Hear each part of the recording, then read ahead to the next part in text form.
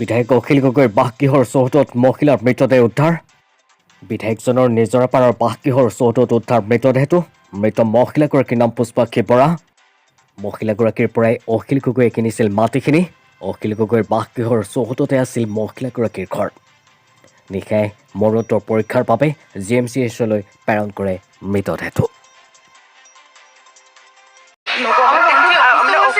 গা বেয়া আছিলে তাই আপোনাৰ হেমোগ্লোবিন খুব কম আছিলে, ব্লাড একদম নাই গাত, মানে আগৰ পৰা বেমাৰ হৈছিলে। আৰু তাই হাজবেণ্ড আৰু ল'ৰা নগাঁৱলৈ গৈছিলে, যিহেতু সি পঢ়ি আছে ভাগিনটো স্কুলত।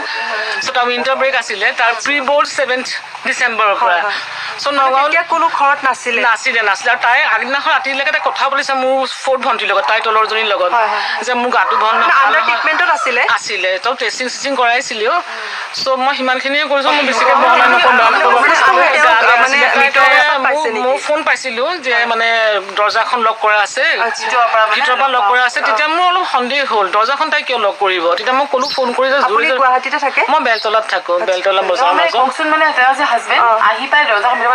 লগ পাইছে, তাৰপিছত তেওঁলোকে খুলিলে আৰু খুলি পেলাই মোক ভাগিনটোৱে ক'লে, মই তাক ইণ্টিমেট কৰি আছোঁ, সি আহি আছে মানে ষ্টপেজ ৱাইজ। চ' তাক কওঁতে সি ক'লে যে জেঠাই মা ঢুকাইছে। কিন্তু তাই খালি অলপ নাকৰ পৰা তাই ব্লিডিং হৈছে, সেইখিনি দেখিছোঁ। কিমান সময়ত তেওঁলোকে আহি পাইছে? 10 পাইছে। আমি লগে লগে ভাবিলো যে না আমি পষ্টমৰ্টেম কৰাম। পুলিচে এখন খিৰিকী আছিলে, খিৰিকী দি মানে খিৰিকীটো খুলি ল'লে, লৈ পেলাই চালে যে মানে ৱাইফ মানে ভণ্টি অলৰেডি ডেড।